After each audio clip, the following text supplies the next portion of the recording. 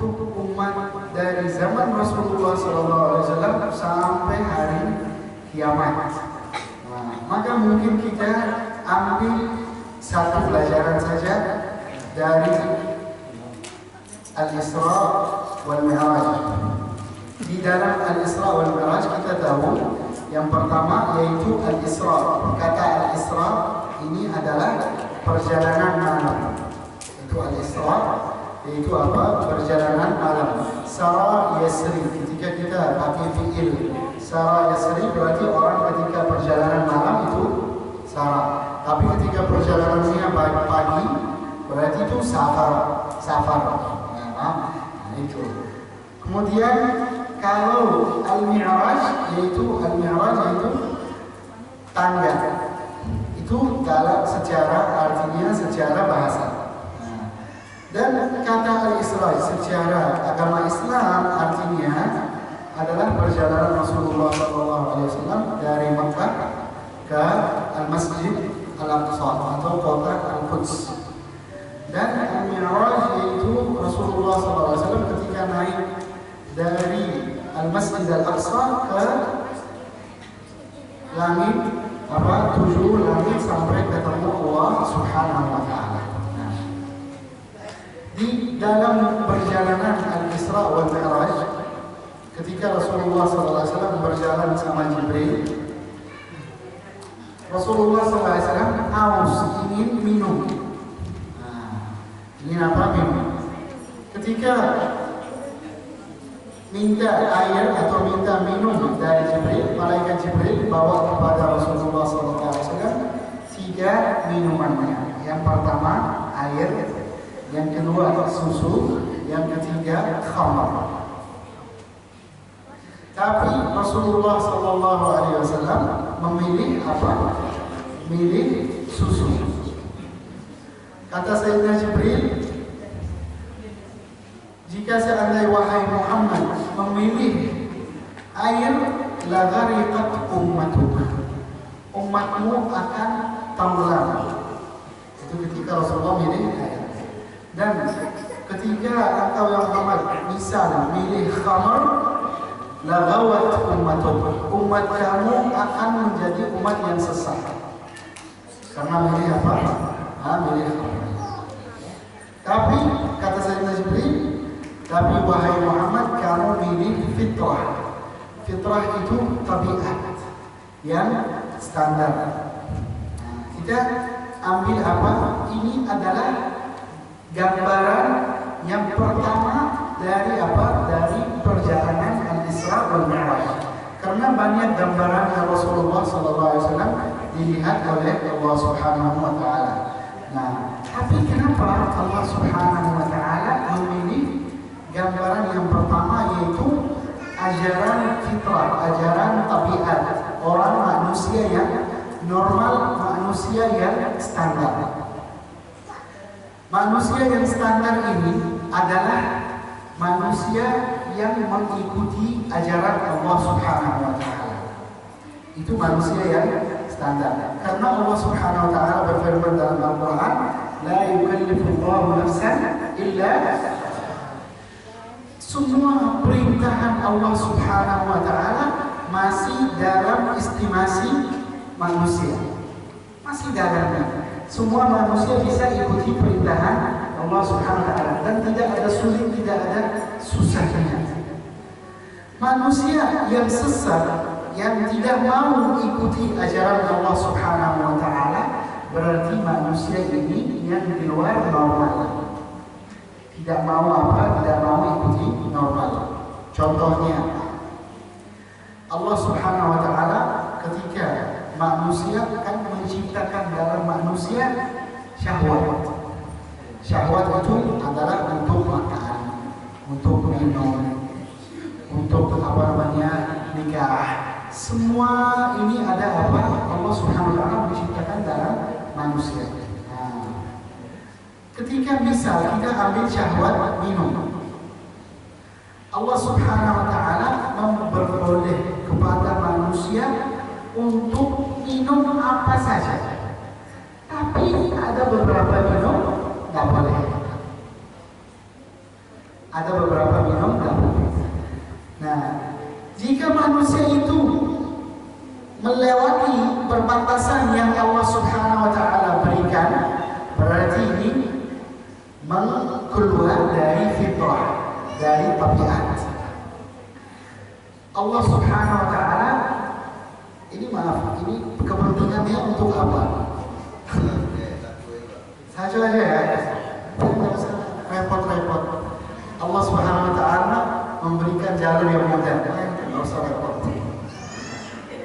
Jadi Allah Subhanahu wa Ta'ala ketika mengutus para nabi, kenapa mengutus para nabi? Supaya mengembalikan manusia ke jalur yang normal, yang standar. Karena tidak masuk akal Allah Subhanahu wa Ta'ala kasih perintahan kepada manusia dan manusia ikuti perintahan Allah Subhanahu wa Ta'ala, lalu Allah kirim para nabi. Kenapa? Karena nanti para nabi nggak ada kerja. Karena para nabi kerjanya untuk mengajak manusia kepada Allah. Kenapa mengajak kepada Allah? Karena manusia keluar dari jalan Allah Subhanahu wa Ta'ala. Nah, maka semua perintahan Allah Subhanahu wa Ta'ala adalah termasuk dalam firman Allah Subhanahu wa Ta'ala, yaitu ihdinas siratal mustaqim. Jalan yang lurus. Karena kita ketika misalnya tujuannya dari masjid ke rumah, ada jalan lurus, ada alternatif, betul tak? Nah, misal yang punya rumah, semoga yang punya rumah ini agar dalam yang punya rumah ini jalan yang paling dekat untuk masjid adalah masuk keluar dari pintu ini, langsung keluar ke itu jalan lurus. Coba orang ini nggak mau ikut jalan ini, putar, jadi keluar dari ini, keluar dari sini, putar dari sana, ini keluar jalan raya, baru masuk rumah. Repot nggak? Repot. Dan ini di luar apa? Di luar orang yang biasa. Orang yang biasa ya udah jelas, ini jalan ada akses untuk rumah, berarti saya ikut jalan yang standar yang biasa. Kenapa saya membuangkan waktu? Begitu juga jalan Allah Subhanahu wa Ta'ala. Ketika kita di luar atau keluar dari jalan yang ihdinas siratal mustaqim, maka Allah Subhanahu wa Ta'ala mengutus para nabi kepada manusia. Tapi setelah zaman Rasulullah SAW tidak ada nabi, betul tidak? Tidak ada nabi setelah zaman Rasulullah SAW. Rasulullah SAW adalah nabi yang penutup para nabi. Nah, Allah Subhanahu wa Ta'ala supaya hamba Allah Subhanahu wa Ta'ala tetap di jalan fitrah, jalan yang normal, jalan yang standar, Allah Subhanahu wa Ta'ala memperingat kepada manusia. Memperingat kepada manusia dengan apa? Coba, ada manusia ketika bermaksiat kepada Allah Subhanahu wa Ta'ala, maksiatnya ini pasti ada musibah yang kena. Ketika ada musibah, Allah Subhanahu wa Ta'ala atau manusia ini, astagfirullahaladzim, saya bertaubat kepada Allah Subhanahu wa Ta'ala. Jadi kembali ke Allah Subhanahu wa Ta'ala. Maka ini adalah utusan dari Allah Subhanahu wa Ta'ala, bukan utusan manusia. Maka kita harus menerima dengan tenang hati. Kenapa? Karena Allah Subhanahu wa Ta'ala ingat kita dan kirim sesuatu yang membuat kita kembali ke jalan Allah Subhanahu wa Ta'ala. Semua hal manusia seperti ini. Semua hal manusia harus kembali ke Allah Subhanahu wa Ta'ala, karena orang yang di luar dari jalan Allah Subhanahu wa Ta'ala, maka ini manusia aneh. Manusia yang yang tidak biasa, yang asing dari orang yang biasa. Orang Islam, umat Islam seperti ini. Semua dalam hidupnya ada ajaran, ada musibah. Ketika kita dalam jalan ibadah, kita istiqamah dalam jalan ibadah, Allah Subhanahu wa taala memberikan kepada hamba ujian. Ujiannya supaya tahu apa? Hamba ini jujur atau tidak. Orang yang beribadah seharusnya apa? Seharusnya semua hidupannya lancar beres, betul tak? Orang yang beribadah seharusnya apa? Semua urusannya yang masuk akal itu semua ketika saya menjalankan perintah Allah seharusnya apa? Ya, lancar, rezekinya lancar ini. Tapi ternyata itu tidak. Ternyata orang yang beribadah kena bala, kena musibah, kena macam-macam dari hal-hal yang buruk. Dan yang paling utama para nabi. Terbuktinya siapa? Para nabi. Dan yang paling tinggi kena bala adalah siapa? Rasulullah Sallallahu Alaihi Wasallam. Rasulullah SAW ketika mulai berjuang dakwah di Makkah, yang mulai mengusirkan dari yang pertama dari siapa? Dari keluarga. Paman Rasulullah SAW mulai yang paling pertama mulai untuk menolak dakwah Rasulullah SAW. Maka kita jangan heran ketika kita dalam perjalanan ibadah kita ada musibah, kita ada sesuatu yang tidak suka, kita tidak ada sesuatu yang buruk, karena Rasulullah SAW bersabda, "Huffatil jannatu bisyiddi makarih." Jalan surga adalah penuh sesuatu yang buruk yang kita tidak suka. Wa huffat, Rasulullah bersabda juga, "Wa huffatin nar bisyahwat." Jalur untuk api neraka ini paling gampang. Masuk api neraka itu paling gampang. Jalannya paling mudah. Tapi jalur untuk apa? Untuk api neraka, untuk surga adalah jalur yang penuh musibah, penuh ujian dari Allah Subhanahu wa taala, supaya Allah Subhanahu wa taala tahu hati kita benar-benar jujur ini bersumpah kepada Allah Subhanahu wa taala atau tujuannya hanya apa? Sesuatu yang sesuatu yang duniawi. Nah, maka kita harus tetap jaga fitrah, jaga tabiat yang standar, yaitu ajaran dari Allah Subhanahu wa taala. Semua hal yang diajarkan oleh Rasulullah SAW berarti ini yang standar. Yang di luar dari ajaran Rasulullah SAW berarti ini apa? Di luar dari apa? Aneh, yang disebutkan apa? Yang disebutkan aneh, wahakala. Semua hidupannya kita. Orang yang apa namanya?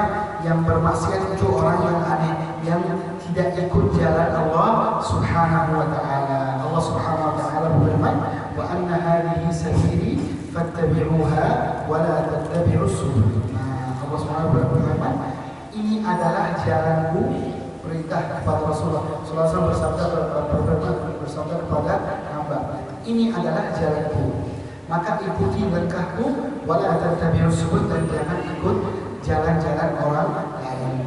Ini perintahan Allah Subhanahu wa taala, ini perintahan.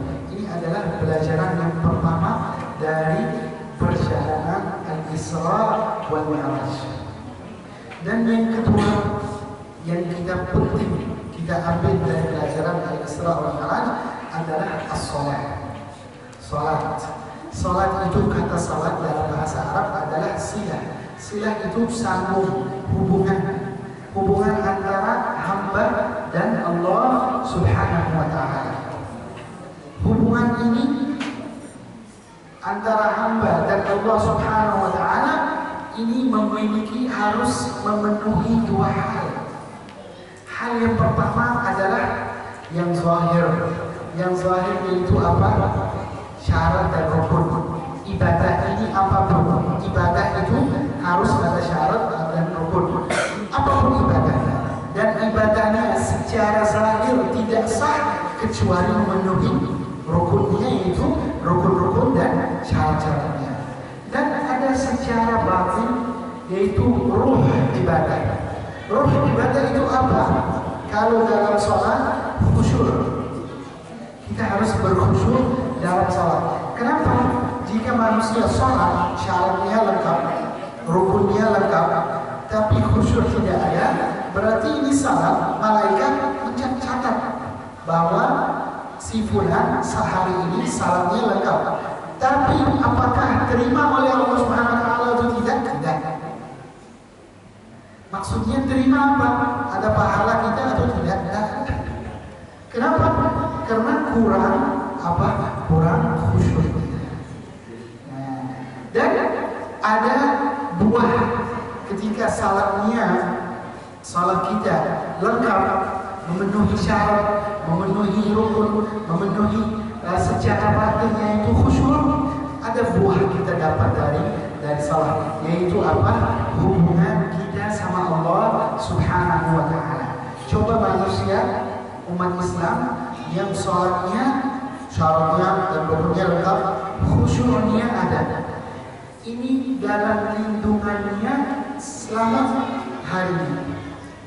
Kenapa?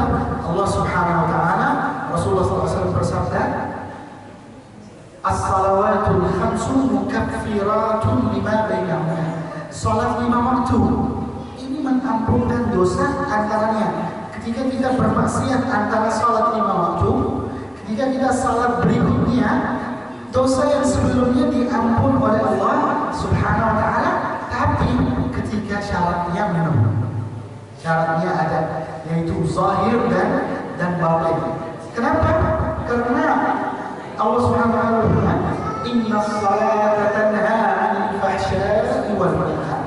Salat ini melarang hamba dari fahsya, maksiat dan munkar.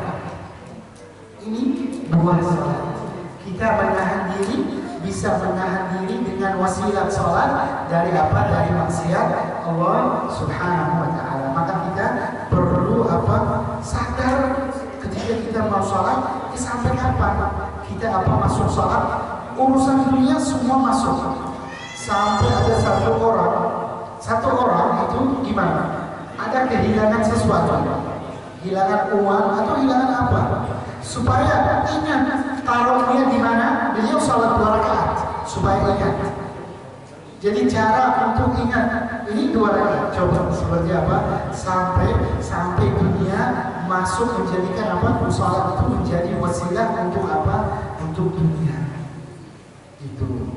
Maka apa namanya? Salat ini ajaran yang penting, yang terpenting dari salat, dari apa? Dari ibadah-ibadah yang lain. Kenapa? Karena semua ibadah Allah Subhanahu wa taala perintah kepada Rasulullah SAW supaya sampaikan kepada umat Islam ini dengan apa? Dengan wasilah, dengan malaikat Jibril. Semua ibadah yang disampaikan oleh malaikat Jibril. Semua ibadah kecuali salat. Salat ini hanya itu langsung dari Allah Subhanahu wa taala. Oleh karena itu kita butuh perhatian dengan apa? Dengan salat kita, karena semakin kita memperbaiki salat kita, maka apa? Hidupan kita lancar, beres, akhirat kita juga apa namanya? Lancar dan apa? Dan beres. Semoga Allah Subhanahu wa taala memberikan kepada kita taufik dan pertolongan kepada kita supaya kita bisa memenuhi syarat-syarat salat, supaya kita nikmat ketika masuk salat, lezat dalam salat. Amin amin ya rabbal alamin. Saya berterima kasih kepada semua jamaah Masjid Al-Ikhlas yang memberikan kesempatan kepada kita untuk bisa datang ke masjid ini, dan saya juga berterima kasih kepada Yayasan Kampung Zikir Madani yang mereka ajak saya ke Provinsi Riau khusus